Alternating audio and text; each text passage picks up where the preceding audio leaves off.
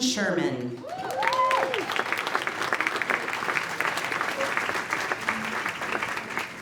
All right, Haumatakepe, Wambli Watakpe Nichiape. My name is Sean Sherman.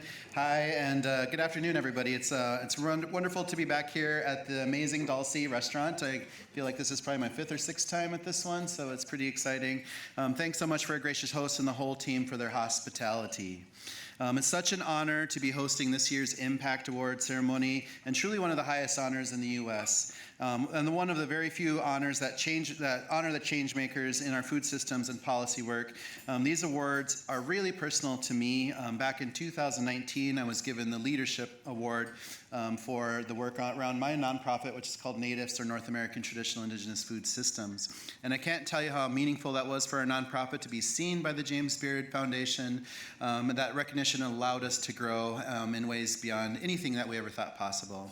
Nobody really gets into nonprofit work for personal acclaim. The sacrifices that we have to make, the hard work that we have to do, takes effort that most of us don't have the time or financial resources for. Yet we do this work anyway because there is no other option if we want to see the change happen. We want to see change to systems and change for people. There's a lot of work to do out there for all of us, and this really honors so many of us who are doing the hard work to see these changes happen. In 2026, things have been especially challenging in our country. It's really moving to see how food remains a powerful language that, as the honorees will demonstrate tonight or this afternoon, to use as a tool to bring about real change. For those who are new to the Impact Awards, these awards showcase the James Beard Foundation's commitment to a restaurant industry and greater food system that are created around excellence, equity, and sustainability in which we all can thrive. All of today's honorees embody these values. They believe that all working chefs deserve access to physical and mental health care, that the immigrants who own or help sustain our restaurants should be able to get to work without fear, that SNAP benefits are a basic human right, and that food waste is harmful and unnecessary, and that everyone deserves access to a warm and nutritious meal.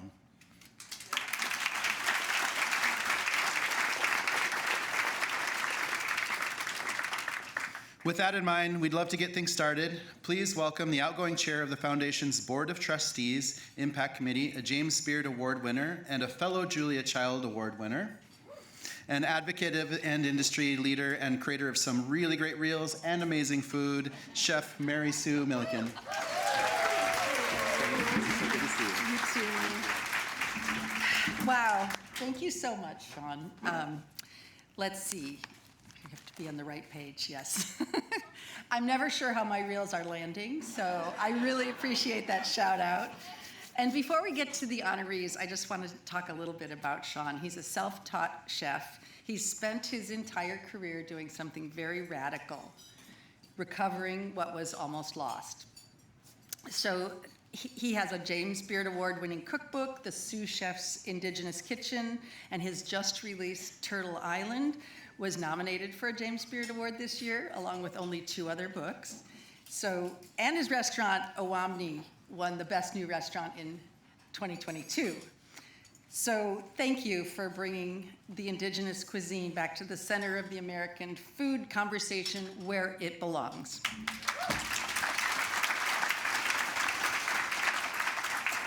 And as he said, when he's not collecting James Beard Awards, he's running NATIVS, which is an organization that trains people to cook with pre-colonial ingredients and improves the health of Native communities and builds real economic opportunity. So Sean, you're not just a wonderful host, you're exactly what these awards are all about. And speaking of which, a little bit about our process.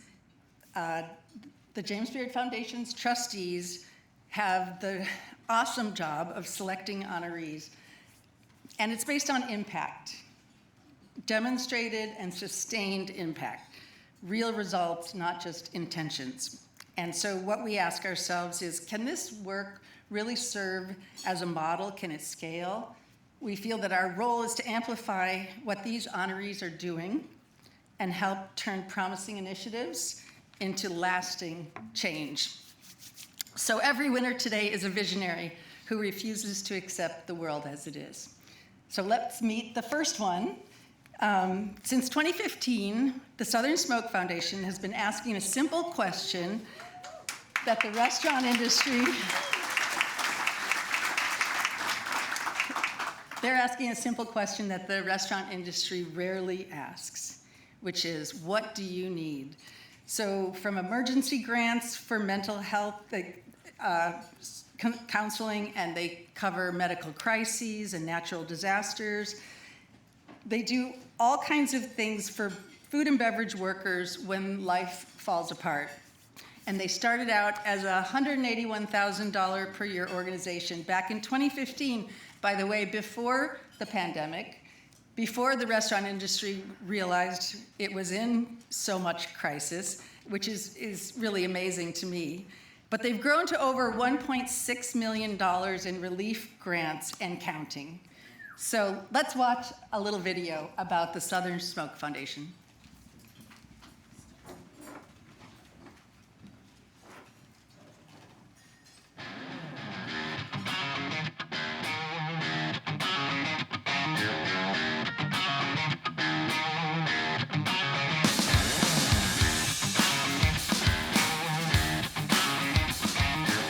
Everybody good? Hell yeah! I love Southern Smoke Festival. I come every year. My name is Chris Shepard, co-founder of Southern Smoke. This is what you did today! Kind of the hype man, if you will. Just an absolutely amazing evening tonight. $1.7 million raised. At Southern Smoke, we love a good party. We celebrate the industry just as much as we walk with our applicants in their deepest time of need. So back in 2015, a friend of ours came to me and said, hey, can we do a dinner to raise money for MS? And I looked at him and I said, sure, why? He said, I was diagnosed with MS this week. And I said, we could do a dinner, but we could do something more fun. That first year, we invited a few Houston chefs. We raised $180,000. Year two, had a few more chefs come out, $280,000. And year three, Hurricane Harvey came through our city. The storm temporarily shuttering thousands of small businesses. I started getting calls from friends around the country saying, hey, how do I cut a check for one of your dishwashers? How do I pay your staff? Nobody was ever going to take care of the drive-through worker. Nobody was ever going to take care of the busser. Nobody was going to take care of the farmer. Those are the people who need to be looked after. Lindsay and I talked about it a lot, and we really made the decision to focus this into unforeseen crisis that happened in the food and beverage industry. When people need help, what do? All you have to do to qualify is you have to work in the food and beverage industry, and we define food and beverage as the whole food chain. I ended up hiring 40 people to take on all of these cases. During the pandemic, the applications were pouring in. We used to say it was like emptying the ocean with a bucket. 2020, we granted $6 million. So it really kind of shot everything out of a cannon. People that saw what we were doing really started to believe in who we were. But David Chang just won you $1 million for your check. Dave Chang donated his $1 million to Southern Smoke. Pretty impressive. Our team, they are the true heroes. They're working with people in crisis every day through our two main pillars, the Emergency Relief Fund and our Behind You mental health program. When I first moved here in 2018, I lost a friend of mine. He was a manager at Sambar. He had taken his own life. It didn't have to be like this. This industry is so hard, so I started trying to figure out how we could give access to free mental health care. In the run-up to opening my own restaurant, I actually applied, and it was really helpful for me. It's just getting the people taken care of. And every year it gets harder and harder. Thank you. Love you. I got a call from our executive director, Catherine Lott. We needed this emergency funding for this individual to get into rehab. The ask was $100,000. And so I walked into the hospital. The nurses were praying for Danny, and his mom and sister were there, and I handed her a check for $100,000. And we've always said, why do we keep doing this? It's like, we do this for Danny. Lindsay and Chris define what hospitality and humanity are. They change lives every day. Everything they do is with compassion and the goal to help every single person that we can. I will commit to helping this industry as long as I'm on this earth. Raise your hand if you'll commit with me.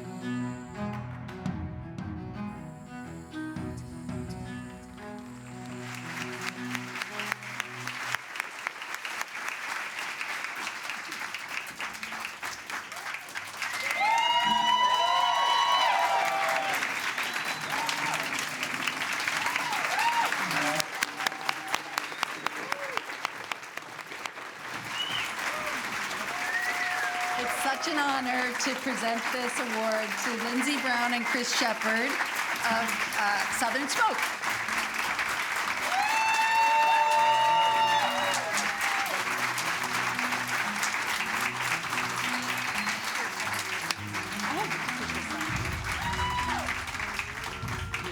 Wow, I'm a puddle after that video. That was so incredible. Thank you to the James Beard Foundation for recognizing us. This truly means everything. It is an honor to be mentioned in the same sentence as all these other incredible Impact Award winners. This award does not just belong to me and Chris, it belongs to our entire team. That table right there are the hardest working people in this industry. Every single day, they inspire me. I look around this room and I see 2 tables of our board members and supporters and everyone else that's come here. So many friendly faces in this room, and the Southern Smoke community is special. I've had quite a year. I was diagnosed with breast cancer about 9 months ago, and the way that this industry has shown up for me has made me truly deepen my commitment to all the work that we do. So I just want to thank everyone here for the texts, for the calls, for the pajamas. As Sean was saying, 2026 is tough for restaurants. There are restaurants closing, hours are being cut. Crisis happens when so many people in this industry are unprepared and they're paycheck to paycheck, and that is why Southern Smoke is here. We're the safety net. Like I said in the video, it's the entire American food chain. So it is farmers, distillers, vineyard growers, everyone that works in a restaurant, bar, coffee shop. We're here for you to provide cash grants for your unforeseen crisis. Medical is our largest, our largest funding category. And we're seeing big, serious medical cases, and those really hit home for me right now, especially. But we also fund people, accidents, domestic violence situations, large-scale crises like natural disasters and restaurant fires. Somebody said to us a couple of years ago that that's our brand is festivals and hurricanes. And I don't know if that's a good thing or not. But through all of this work and this team answering applications every single day, we just hit $16.5 million in grants to food and beverage workers nationwide.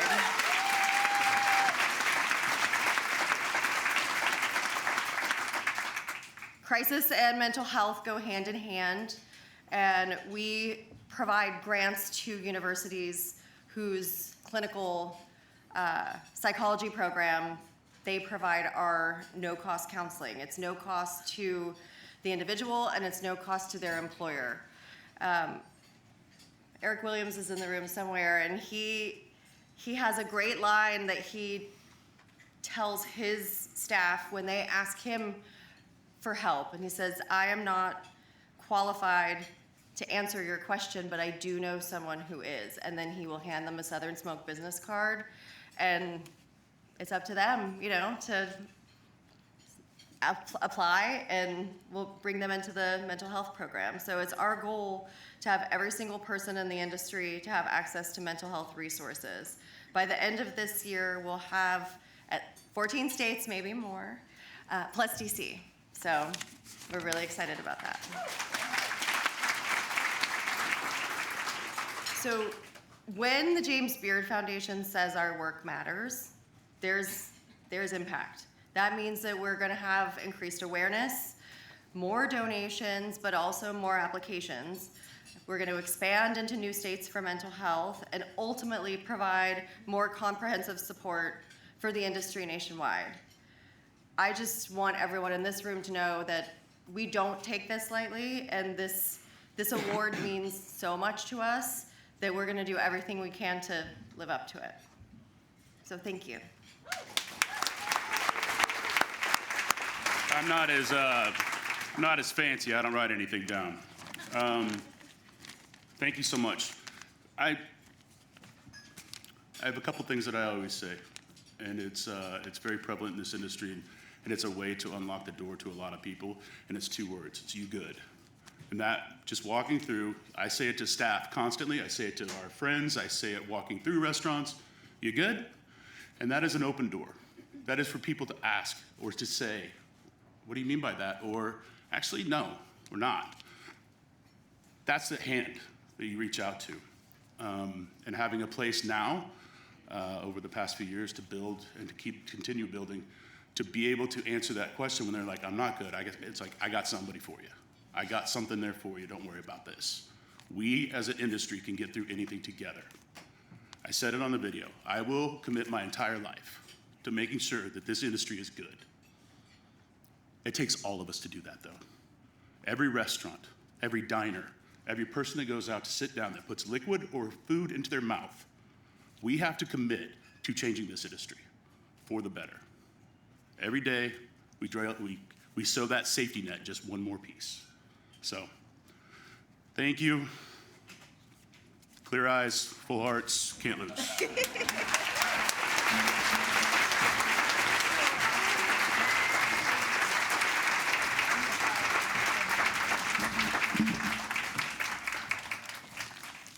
All right, congratulations, Lindsay and Chris. One more round of applause for those guys.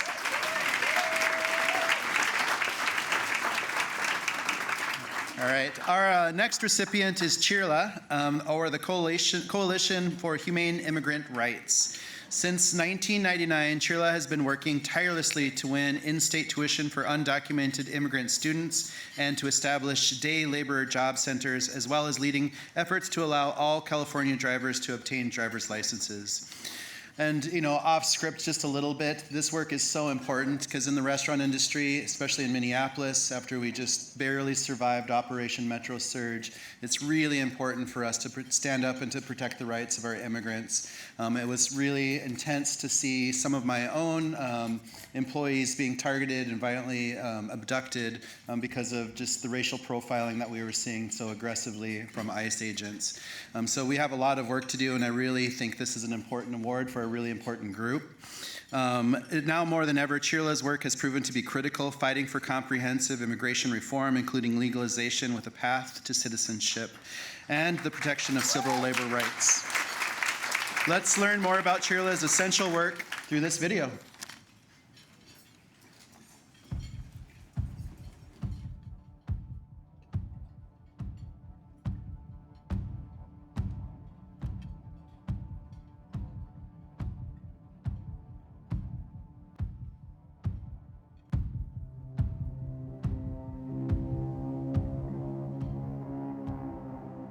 I've worked at CHIRLA for 30 years. We've never, ever experienced the kind of attacks that we're experiencing now. I think nobody is safe. It's not law and order, it's everything against us. And the attack is not just on immigrants themselves, it's also on the immigrant organizations trying to quiet us, trying to intimidate us so that we don't use our voice in favor of our community. But the thing about it is, that's what we have. We have our voice.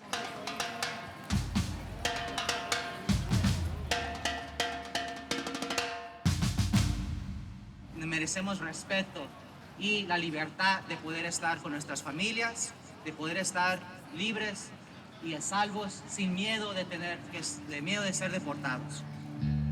CHIRLA was formed in 1986 to advance the human and the civil rights of immigrants and refugees.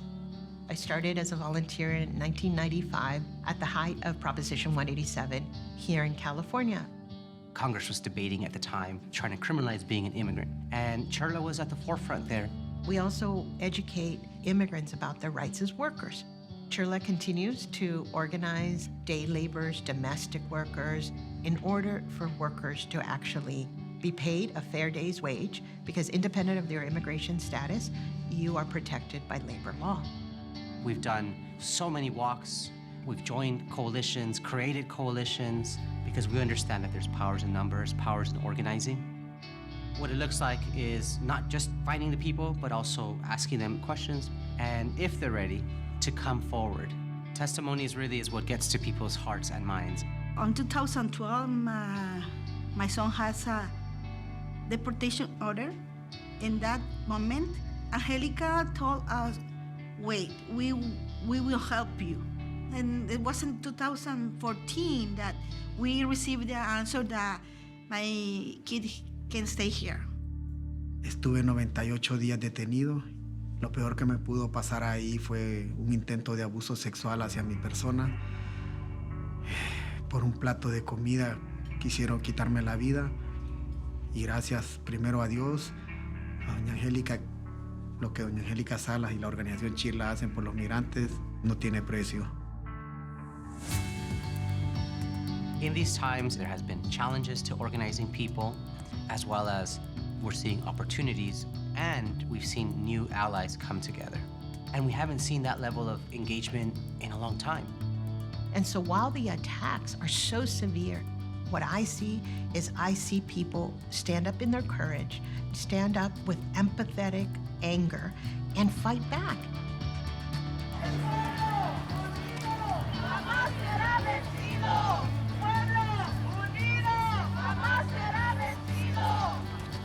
You can do nothing or you can do something.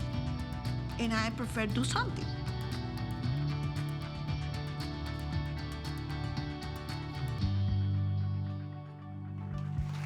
All right.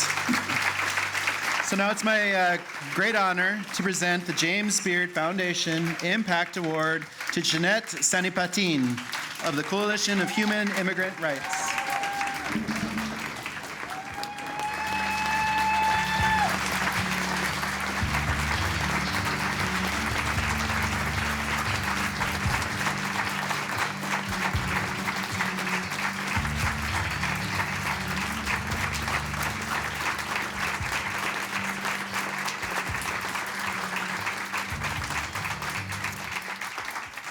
Thank you. Good afternoon, everyone. It's an honor for us to receive this award. I'm here on behalf of Angelica Salas, who couldn't be here today. My name is Jeanette Sanipatin. I am the Director of Policy and Advocacy at CHIRLA. I'm the daughter of immigrants from El Salvador and Ecuador, and I've dedicated, many of us have dedicated our lives to improving the work and the dignity, right, of immigrants. So on behalf of the Coalition for Humane Immigrant Rights, I want to thank the James Beard Foundation for this year's Impact Award. I am deeply honored to accept this recognition on behalf of hundreds of thousands of immigrants whose courage, talent, and perseverance nourish our communities every day, including in the restaurant industry and throughout our food systems. It is immigrants' creativity, labor, and love that make our neighborhoods vibrant, our tables abundant, and our communities stronger. This award belongs to every immigrant family that contributes to fight for justice, dignity, and opportunity, so that the next generation can inherit a brighter, more hopeful future. For more than 40 years, CHIRLA has stood alongside immigrants and helped build the power of our community to create a just society, one that fully includes all of us. Each year, our work reaches over 450,000 individuals through leadership development, legal services, workers' rights, organizing, policy and advocacy, civic engagement, coalition building, racial equity work, community education and outreach, and humanitarian and migrant assistance, which also includes grocery distribution and food assistance. Every program is rooted in the belief that when immigrants thrive, our society moves forward. Together with our community in California, CHIRLA has helped win in-state tuition, driver's licenses for all, healthcare for all, and dream resource centers both at the high school and college level. We have also helped achieve impact, national impact, through the creation of the Deferred Action for Childhood Arrival program. None of these victories would have been possible without the vision, leadership, and bravery of immigrants themselves. You saw what that bravery looks like with our member there. Their determination continues to light the way forward. Thank you so much for honoring that legacy and for standing with all those who are still fighting to make justice real in our country. Thank you.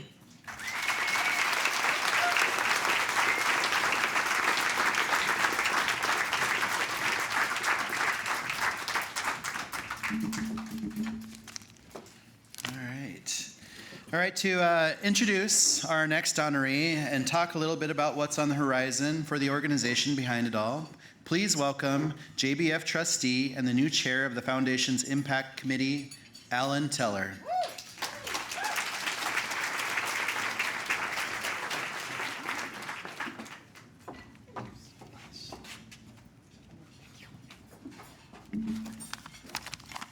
Good afternoon. Thank you. And thank you, Sean. I am so proud to step into this new leadership role, continuing the work of my friend and colleague, Mary Sue. Thank you. The work she began and working alongside my fellow foundation trustees to shine a light on the incredible accomplishments of this year's Impact Award honorees. And thank you to my fellow committee members for your outstanding contributions in selecting this year's honorees. In 2026, our work centered on 5 priorities that are shaping the future of America's food culture: strengthening the economic resilience of independent restaurants, expanding opportunity and inclusion throughout the workforce, supporting immigrant workers who are vital to our food system, building stronger farm-to-restaurant connections, and helping communities withstand and recover from the growing impacts of extreme weather. Together, these efforts reflect our commitment to creating a food system that is more sustainable, equitable, and resilient for everyone, while also creating a place at the table for all. This year's honorees are diving full force into important work that speaks directly to these priority areas, and often in ways that overlap, because systematic problems don't fit neatly into boxes. They demand intersectional thinking and solutions that cut across these boundaries. Our next honoree knows all very well what this means and how to think outside of the box, which is a very useful skill as a member of the U.S. Senate. A lot of skill and a lot of patience. He represents the stunningly beautiful and cuisine-rich state of New Mexico. He serves as the ranking member of the all-important to anti-hunger advocates Senate Agriculture Subcommittee on Food and Nutrition, Specialty Crops, Organics, and Research, through which he plays a national leadership role in making food and nutrition policy from farm to fork. He led the entire Democratic caucus of the U.S. Senate, a feat in itself, in introducing the Restoring Food Security for American Families and Farmers Act, which will reverse the devastating $187 billion cuts to SNAP. SNAP, the Supplemental Nutrition Assistance Program, provides food assistance to 38 million Americans. And our honorees' tireless fighting on their behalf embodies his belief that access to food is a right, not a privilege. His approach to governing is grounded in the teachings of his friend, Speaker Emerita Nancy Pelosi, who often asserted, We have a responsibility to seek common ground where we can, and where we cannot, we must stand our ground. We are grateful that our awardee has very astutely done both, with a strength and conviction that inspires us all. To the video.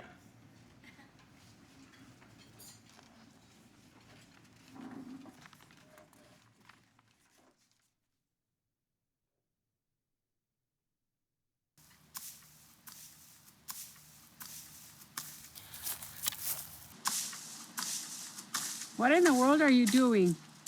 Cutting your weeds. You're cutting the weeds. Oh my gosh. How many weeds are you going to keep cutting? Until we cut them off. Why aren't you cutting weeds? Because I'm just watching you over here. That's what moms do. I'm fourth generation on the farm that I live on today. My great-grandparents, grandparents, and parents all lived in the home that I call home today. We grew up raising our own food. Even though there wasn't much money in the bank, there was always a meal to eat because we raised it.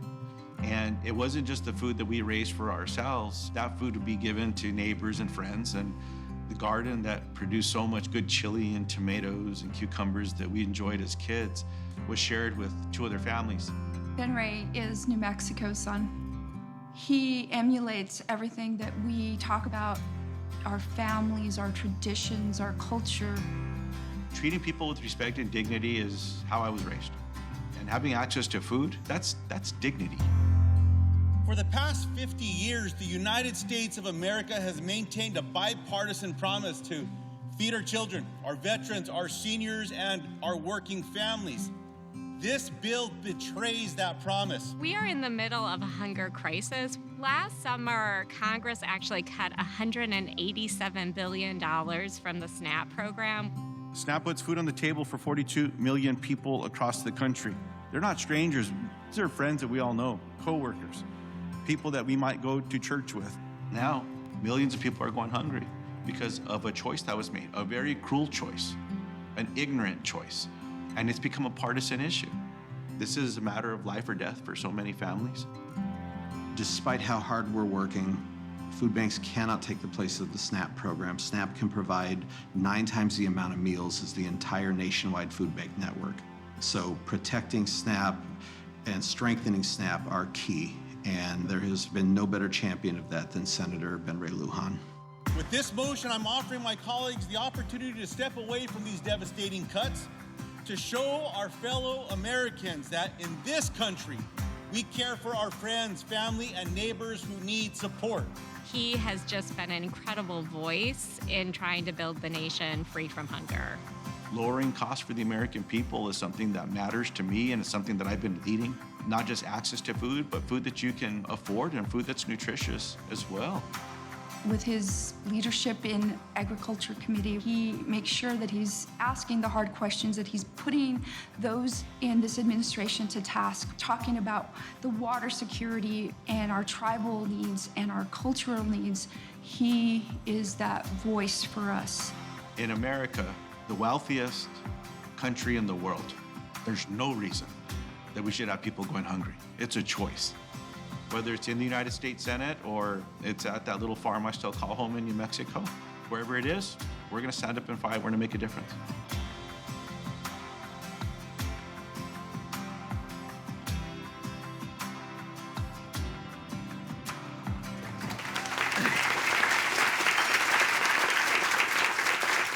Senator, it is such an honor for me to welcome you, our impactful advocate in the U.S. Senate, and now a James Beard Foundation awardee.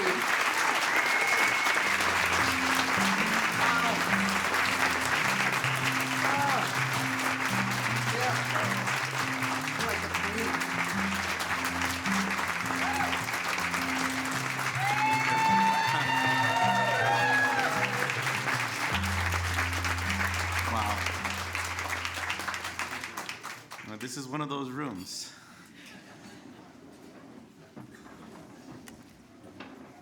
You know, as I started today, I reflected on a constituent from New Mexico that reached out to me, and she asked a simple question. Do I continue going to school or do I feed my son? Jasmine, single mom from New Mexico. 7-year-old son that she's caring for, and Jasmine made a decision of sacrifice and said, you know, I'm going to go back to school and I'm going to pursue a degree to make things better for my family. Our nation's food programs help put food on the table while she worked towards that stronger future. But as the lifeline disappears, she may have to leave school and abandon that dream that she worked so hard to build. A mom doing everything right in the United States, forced to choose between a stronger future and her son's next meal. That's where we are.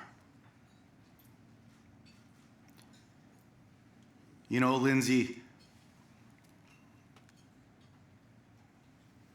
you stay strong.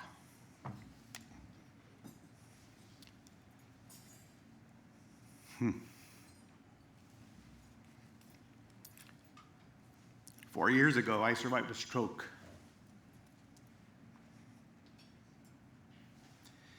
So I think a lot about mercy and grace.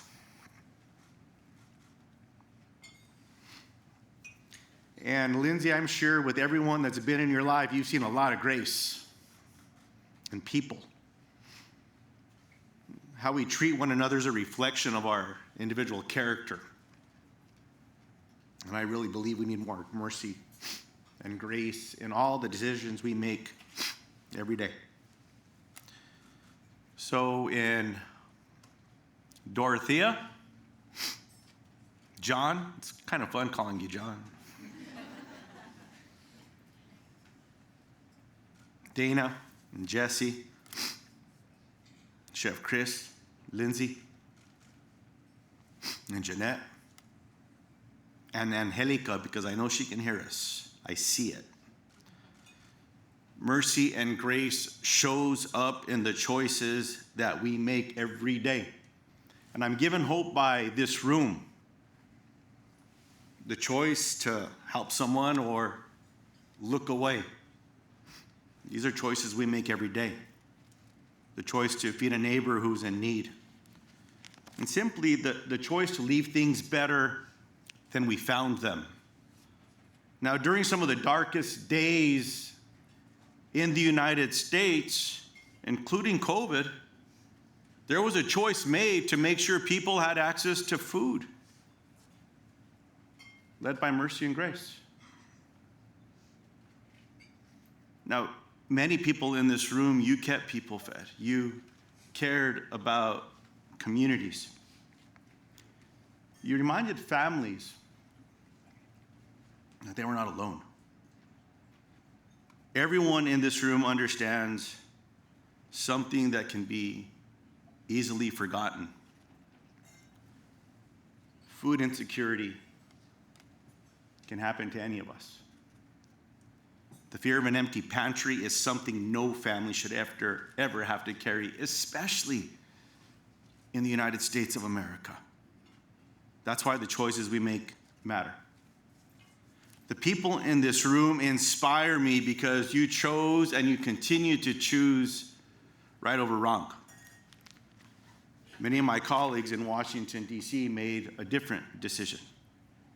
They chose to eliminate food programs as we know them in America. They chose to give one family after another a gut punch, a choice to create more fear.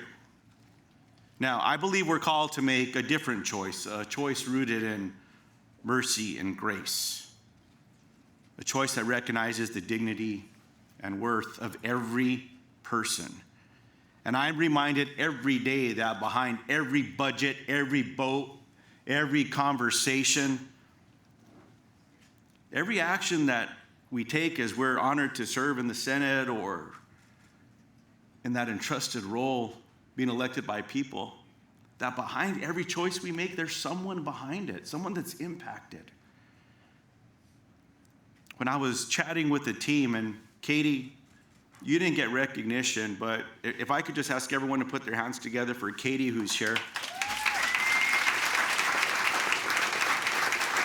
We all have incredible people in our lives, and the work that happens in my office, in this space, the person that's leading this conversation for all of us across the United States of America is Katie. Now, when I was sitting with Katie and we were chatting about what to share today, we were reminded by something simple that Mother Teresa said. If you can't feed 100 people, just feed one. A lot of people in my life now in the United States Senate say we cannot solve hunger, and I reject that idea completely. Because every meal served and every family helped and every child fed begins with a choice to care, a choice to show up, and a choice to act. And when enough people make that choice, lives change. People ask how we end hunger in America and around the world. I believe the answer's right here in this room. So I want to thank every one of you that makes up the James Beard Foundation for this incredible honor,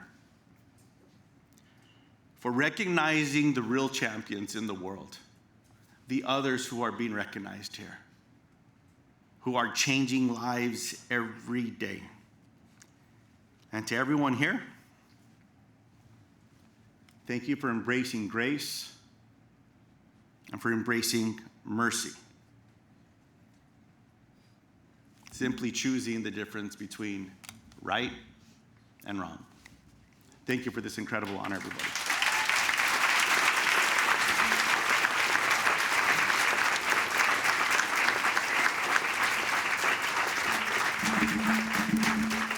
All right, thank you, Senators, so much for those words. I think now more than ever we need extremely strong voices to represent us all and to make sure that everybody has access to clean food and healthy water, healthy food and clean water. And it's just going to be really important for all of us to do whatever we can to get out the vote this next midterm and to vote people in who will side with humanity over the profits of billionaires. But with that, we're going to take a short break.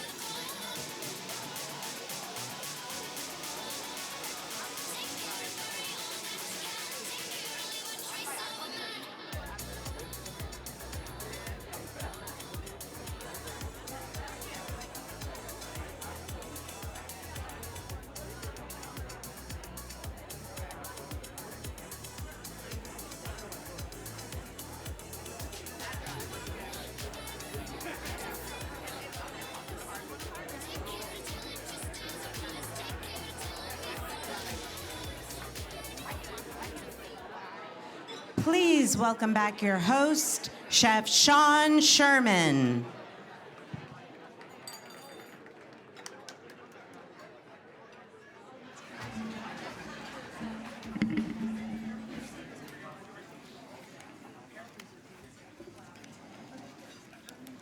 All right, we'll get everybody sat back down. Thank you guys so much for everything.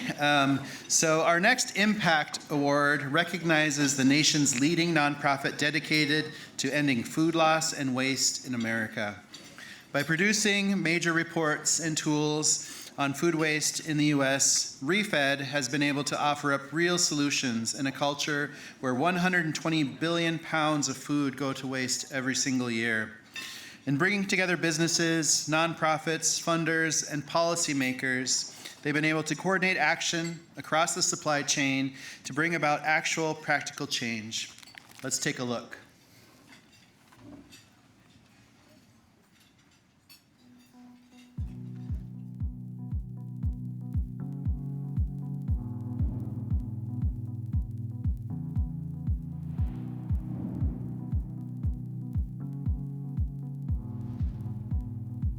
It's hard to believe, but about $380 billion worth of food go to waste in the U.S. food system. That is 1.3% of our GDP. Wasting food is like the dumbest problem in the world, and nobody wants to do that. ReFed was actually founded on a report that was published 10 years ago, and that report really tried to analyze what solutions to food waste are. So in 2016, we put out this beautiful glossy report to get it out for decision makers so that everyone could understand the different aspects of where food was being wasted, where the solutions were, and what are the impediments to those solutions. What we realized about food waste is that it actually addresses a lot of issues. It's food insecurity, it's water use, it's land use, it's labor. And so we said, I think a lot of people have an interest in this, and we want to bring them all together. We are a nonprofit that's entirely dedicated to solving food waste, and we work across the food systems. And we really try to bring together a whole ecosystem of food rescue organizations and researchers and others to work together to help solve food waste. And when we started, it was literally like less than 100 super nerds. And in order to achieve the food waste goals we have as a country, it has to be something that everybody can partake in, not just 100 super nerds. So I've been working on food waste for 22 years. When ReFed arrived and started to bring independent analysis that brought proof, but also was communicated so adeptly, so clearly, it was a moment where suddenly there was validation around the problem, its size, and the ability to solve it. ReFed is a place where if you hear about food waste on the radio, you can come to our site. You can find solutions that are specific to your place in the food system. So it's really about providing those resources and just making it easy. One of our flagship projects is called the U.S. Food Waste Pact. It's been a great success. We have over 60% of the grocery industry market share participating, some of the biggest food service companies out there. We had a handful of food companies that had made commitments to reduce their food waste. Now we have 3/4 of large food companies that are stating their food waste commitments in their public reports. So in our most recent year of data, we saw that food waste was reduced by 3.7% per capita from the previous year. And that may seem like a small number, but it actually represents, big impact. When I think about the journey that this movement has been on, I can't imagine it being where it is today without ReFed. It has created something truly unique, and the impact is huge and critical.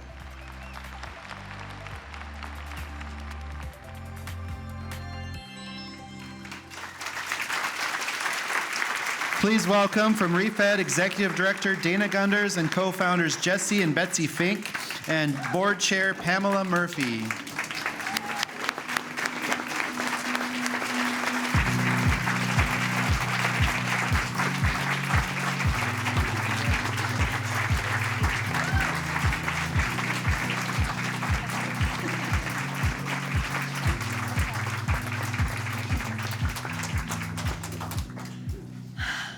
gosh, I am so humbled to be up here, having heard everyone who has just received these awards. It's truly amazing to be honored in this way, and just thank you. And I'd like to start because I'm up here on behalf of the work of so many who have worked really hard on this topic, and I'd like to start by thanking everyone who's been on that refed journey with us.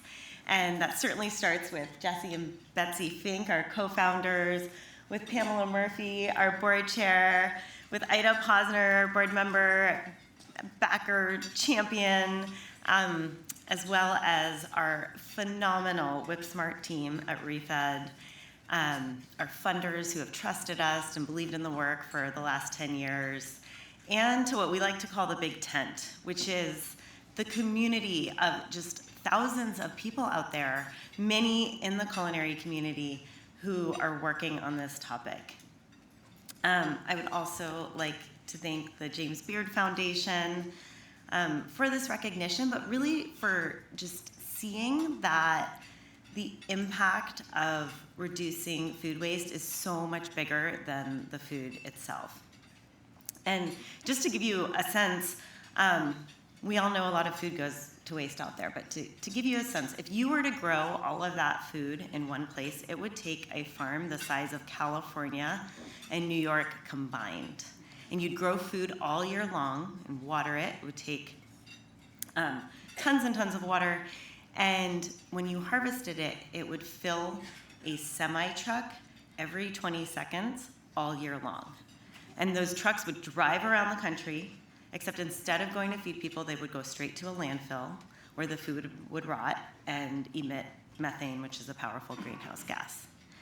And that's to say nothing of all of the labor and heart and love that goes into the food. And when we waste that, we waste everything. And I know you know that, because this value of really making the best use of food starts with the culinary community. And I know this because I hear about staff, dinners that happen before, the chef's special, right? And actually, we've thrown around a fundraising idea that is, if we had a quarter for every time somebody told me the story of a French chef taking a waste bin and dumping it on the counter and inspecting it with their staff, we'd be, rich. But refed, we really try to work across the whole system. And the thing about food waste is we can't solve it without shifting the culture around it. If I were to walk down the street and throw a third of a sandwich on the sidewalk, people would think nothing of it. But if I were to leave it on my plate in a restaurant, I'm sorry, I got that backwards. If I were to walk down the street and throw a third of a sandwich on the sidewalk, people would think I was crazy. But if I were to leave that on my plate at a restaurant, they would think nothing of it. And that's the culture that we're operating in today. And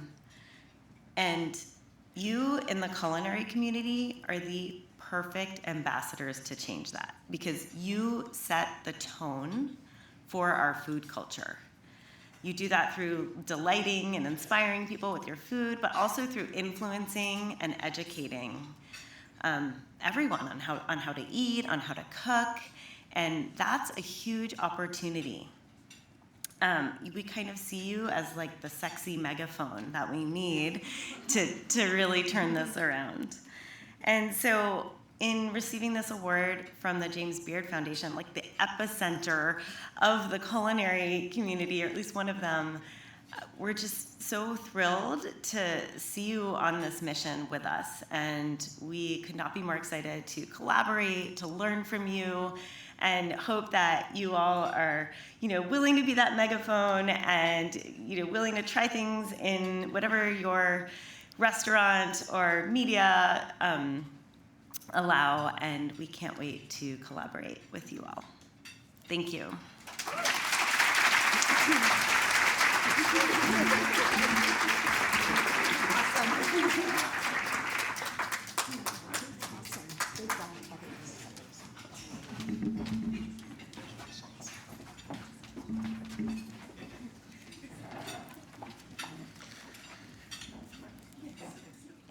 right. Well, thank you guys so much. That's such important work, and it really is close to my heart because, on a side note, my team and I were getting ready to launch a new restaurant in Minneapolis this upcoming Friday called Indigena, and it's an evolution of what our original restaurant Humane used to be.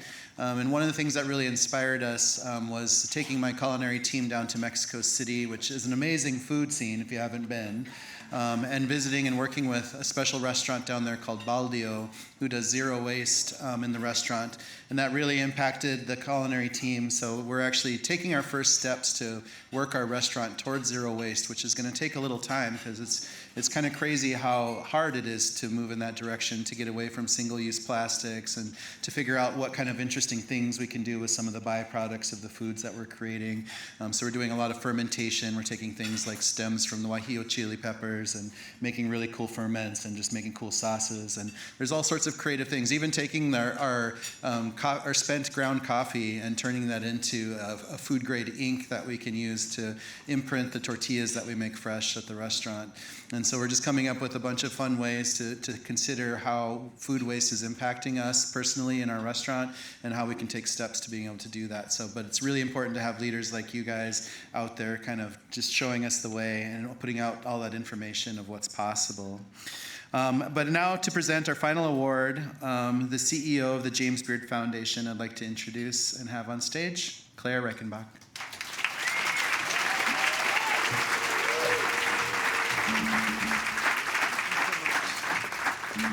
Stepping up to the sexy megaphone here. Sean, thank you so much. You embody these awards, you really do. To start, this is my kind of QVC impression. But these awards are really heralded as a celebration of excellence across every bit of the food chain. And this year, we are very proud to introduce a new tradition and a nod to the analog revolution, if you will. It is the official James Beard plaque for every winner. So in addition to the iconic medallion that you've been seeing today, this plaque is designed to be displayed publicly, allowing winners to share this recognition with their broader communities, their friends, their guests, their teams, and future generations, extending the impact of this honor far beyond today's ceremony. So everyone will be receiving one of these.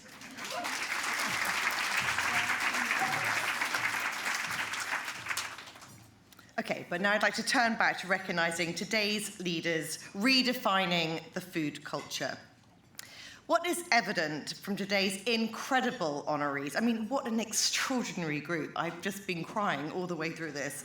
But what underpins that these impact awards are grounded in the notion that food has the power to change the world, and that so many of society's challenges, but indeed solutions, reside in and are anchored in food. Much of the work at the James Beard Foundation is on supporting chefs to use their platform and their agency to look beyond their immediate daily sphere of influence to advocate for sustained change in the broader ecosystem. And the honorees of this next award go to individuals who are doing just that, who are harnessing their voice and their influence beyond their core arena to help break the cycle of hunger, homelessness, and poverty by funding community partnerships, developing affordable housing, and running pay-it-forward restaurants. Central to their work is the belief that being able to dine with dignity is a core part of participating in society, and that sharing a meal as equals is a cornerstone of community.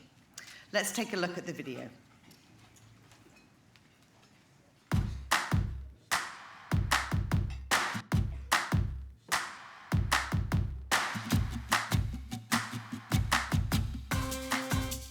I started a foundation around the idea of building housing, and we built nearly 1,000 units of affordable housing over the course of the years. Pretty great. When she conceptualized this restaurant, people's eyes bulged out of their heads, and they went, "What? Say that again." This dream is solely Dorothea's, Soul Kitchens. She's a visionary. Look, she saw something in me 46 years ago. I always say I can spot potential. I think everyone can identify with needing a meal and the comfort of having that. And I wanted Soul Kitchen to feel like you were coming to our house. There was a movement of pay what you can. And I thought about that model, but I really wanted to empower people, because if you gave me $1, are you just eating on the cheap? Are you food insecure? I wouldn't know, if there's barriers that you're facing. So through our volunteer model, we're spending time with people who are in need. When someone comes in and can't pay, they volunteer. How would they like to help us around the restaurant? And it starts just the conversation, and you're trying to build that relationship and build that trust. What I often find is the next day, they're gonna come a half an hour before service. Hey, what can I do today? How can I help out? So that empowers them. So right from Jump Street, they know that they've earned their meal and the opportunity to feed their whole family by volunteering here at Soul Kitchen. So the soul is in our mission. People who can afford to are going to leave a suggested donation for their meal and then pay it forward to help cover the cost of someone else's meal. It's all farm to table. It's good and good for you. I know people don't believe it. We are #1 on TripAdvisor, not as best celebrity restaurant, but as like the top 5% of restaurants in the world. Boom. It's true. You're used to hearing soup kitchens, but then you walk into that and this is like, wait a minute, this is not a kitchen, this is a restaurant. Just the atmosphere is family. Like it's like a family place. There's nothing phony about the situation. You offer yourself, they offer themselves, so it's like a mutual agreement. We understand each other. I would defy anyone to come in here on any given day and point out to me who you think is unhoused. Right. Because it's not what you think it looks like. I want you to sit with your neighbor and get the stigmas out of your head, because these are the working people that are in your community. I just feel really, and I could cry saying this, really grateful that this exists. Because I think about myself when I was in need. I am a person in recovery. I was homeless, I was going through some things, so I had to actually learn about the organization shortly after I got sober. And I'm so grateful for the people coming behind me, that they have a safe space they can come to 5 days a week and beyond that, where they are included, they are seen, they are heard, and they are treated with respect and dignity. This Sunday, we have our volunteer party. And you have to have volunteered a number of times over the course of the year, and then, you're celebrated. Just look around this room for a second, because this is what Soul Kitchen is. You are what Soul Kitchen is. Every single one of you choose to show up and serve. Not because you have to, but because you want to. And it's what makes everything possible.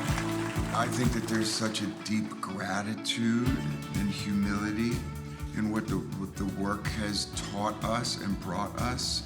So it continually reminds us of where we came from and how the common thread of doing something as simple as throwing this pebble into an ocean in our little way of trying to help that one person who helps one person means so much.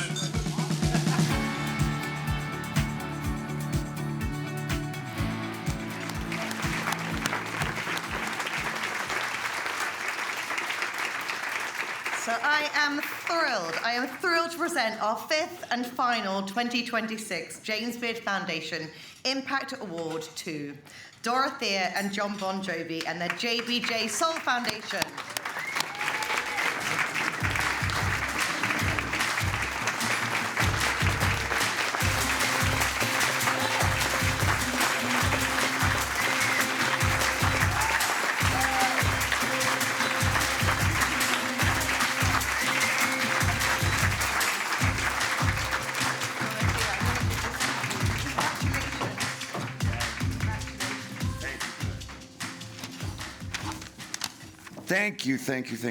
Thank you, Claire. Thank you, Sean. And thank you to the James Beard Foundation. We were very, very happy and humbled to be here today. When we got word that the JBJ Soul Foundation was in fact receiving this honor, I knew that this was not about me, but about we. And the we is really about Dorothea and our magnificent staff at the JBJ Soul Kitchens.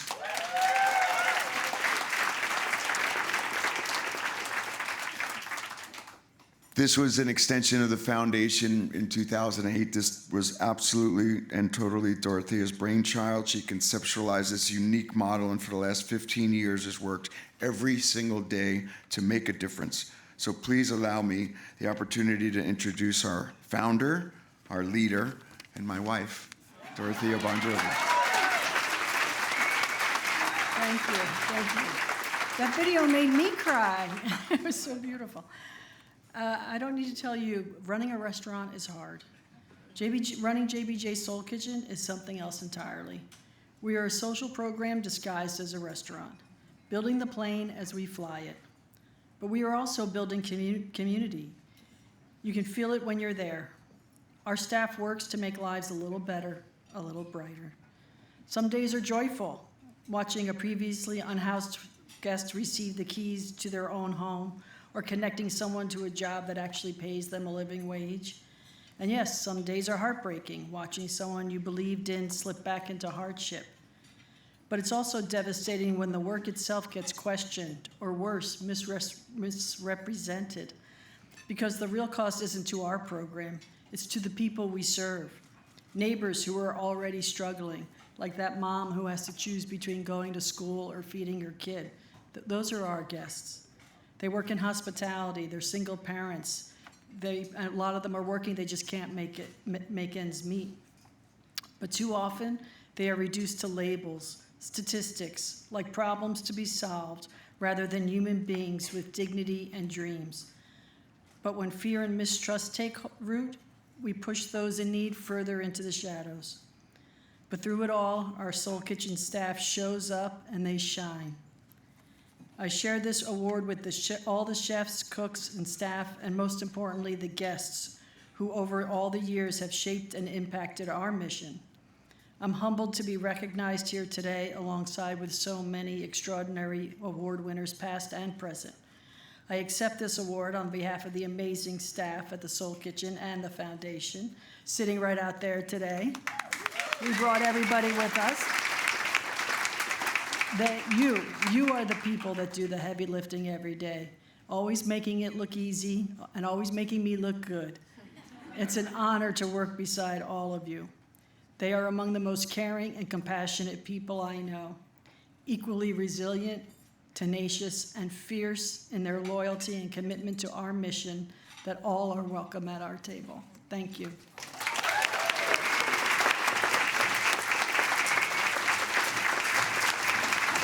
Thank you, Sean. Thank you, Claire. Congratulations. All right, here. I just want to share a little story really fast.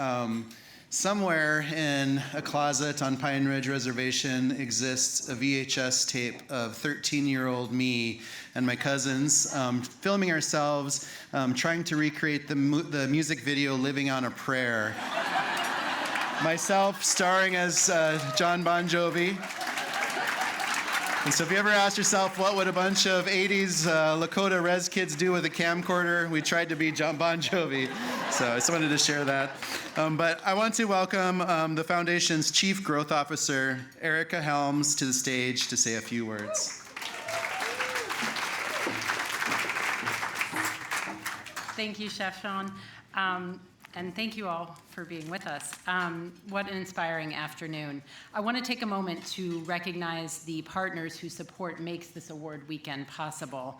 We simply would not have been able to highlight today's remarkable award recipients without your partnership, and we're truly grateful to be working with each of you. Thank you so much.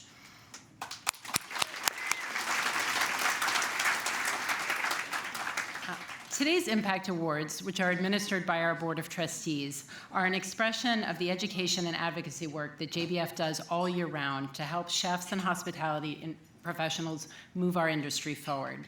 Through programs like our Chef Boot Camp for Policy and Change and roundtables with elected representatives, we gather industry members nationwide to work on solutions to the challenges that are affecting chefs and their communities. We also provide tools and training in critical areas like financial literacy and leadership development to support independent restaurants in building a future that is truly sustainable and equitable and resilient. Many of you in this room are already part of this work, and we thank you. For those of you who are new to JBF today, welcome. We're really delighted to have you here with us, and we look forward to working together with you to create the type of change in our restaurants and in our broader food system that you've heard about today. So thank you for being with us. And now it's my great pleasure to introduce one of our most valued partners. The James Beard Foundation is so deeply grateful to our partners at Choose Chicago for all of the gracious hospitality that they extend to us during awards weekend and truly all year round. Please help me welcome the president and CEO of Choose Chicago, Kristen Reynolds.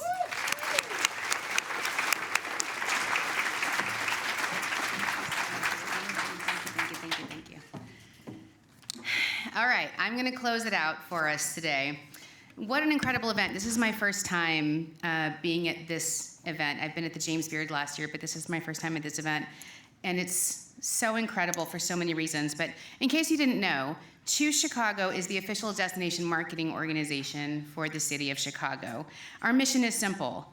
We drive economic vitality by bringing visitors, meetings, conventions, and events to Chicago. And today is one of our most favorite events, certainly mine, and as long as we're telling stories. I can tell you that I got to see my great friend Lindsay, who I've known for over 20 years. I didn't know you were gonna be here today. We're back in our PR days, so it was wonderful to see you. And of course, I was telling John Bon Jovi, I can't believe I got to meet John Bon Jovi. 15-year-old me driving from Midland, Texas to Lubbock, Texas. I don't know how my mom let me do this. To go see Slippery When Wet concert, and I've seen you 4 times since, so I'm just freaking out, and so is my husband. He's like, what? John Bon Jovi's there? He's happily married to a wonderful, amazing woman, obviously. Congratulations. Anyway, so this is one of our most favorite events for so many reasons. I want to give a shout out to our Choose Chicago table over here as well. We've got our board member, Eve, and Kenya from the city of Chicago. So I really get to stand up here on behalf of Mayor Brandon Johnson and Governor J.B. Pritzker to tell you that these awards have such a special meaning because we believe deeply in the power of a restaurant industry. We know that the number one thing visitors do when they come to Chicago, everybody's got to eat, right? And so our restaurants are more than a place to dine, though. They're a reflection of our city's culture. Diversity, neighborhoods, the people who call Chicago home, they are quite literally the flavor of Chicago. But everyone in this room, including me, who worked my way through college, I think my first job ever was at the Red Lobster in Midland, Texas. So I've been there, okay? I've been through it. But restaurants are a place where people celebrate milestones. They have difficult conversations. They fall in love. They build friendships. And they create lasting memories. And at their core, restaurants are about community and truly family. And that's what today's recognition is so important, because the individuals that have been recognized today, you're so incredibly inspirational to all of us in this room. And you go above and beyond serving meals. You create opportunities for your employees. You strengthen your communities. You help build more equitable and sustainable future for the entire industry and for our nation. And we're so truly excited to honor all of you today and thank you for your leadership and vision and your impact. And we thank you for choosing Chicago as the home of these remarkable awards. So congratulations and welcome to a city that's never done and never outdone. We hope you have a fantastic time while you're in Chicago. And now it's my pleasure, truly the stars of today, to welcome to the stage the chefs who curated this beautiful meal that we've enjoyed. So come on up as I'm talking to you. It was so, so good. I was blown away starting with the butter. It was awesome. So Chef Boot Camp alum and James Beard Award semifinalist David Viana, Shante Dorsett, Mike Iorio representing Lita, Aberdeen Township, New Jersey, and our hosts here at the Dalcy, CJ Jacobson of Abba and Emma, and Eric Santoyo of Abba and the Dalcy. Chef Viana, please tell us about the menu that we enjoyed today. Thank you so much. Thank you, everyone, this evening. Thank you. It's an honor to be in this room with so many humanitarians and advocates and people that care and help our industry. So I'm honored to be here. Thankful to my team, my partners, Neely, Danny, Michael, Shantae. I would be nothing without them. And the Dalcy for their incredible hospitality that made this seamless and possible. The meal is curated with Iberian influence. It ties from Portugal and Spain and my upbringing. I hope you enjoyed everything you had this evening. It's made with a lot of heart and love. And I just want to be honest and grateful because I'm filled with so much gratitude for the JBF championing our industry, helping us. In a world where communication is abundant, a lot of opinions floating on this ether called the internet, it's not real communication. It's almost a toxic communication. And the JBF helps us make it possible for communities to get together and, again, share meals and opinions and have actual communication, human-to-human contact. I think our industry is more important than ever. It is the anti-internet. So I'm honored and grateful to be a part of this and be in this room. Thank you so much for all the work you guys do. Thank you.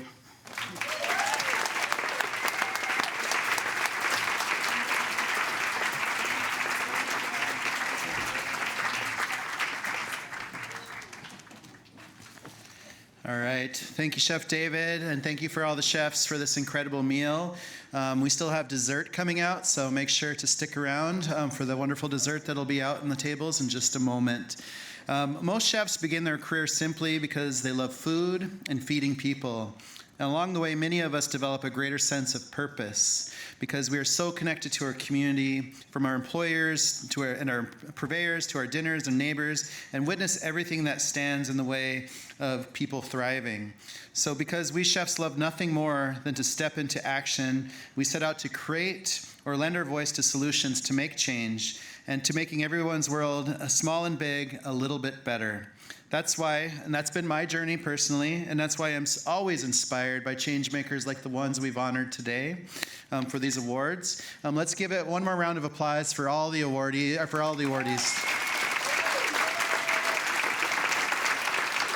All of their work is about selfless dedication to communities, to those who lack representation and need help, for those who need food, housing, or someone to listen to them, to make sure that food doesn't go to waste, and to make sure that immigrants have access to the same rights as everyone else in this country. This is work that has nothing to do with the ego. It has everything to do with compassion, intention, and the drive necessary to see it through. So let's give it one last applause to everybody for all the awardees and everybody who's been nominated throughout the James Beard weekend, and all the winners, and everybody attending today. I hope the changemakers today, when their stories leave you inspired, and hopefully that it'll inspire new people to be receiving their own Impact Awards in the future. Thank you guys for attending this year's Impact Awards, and let's vote out the fascists this next time around.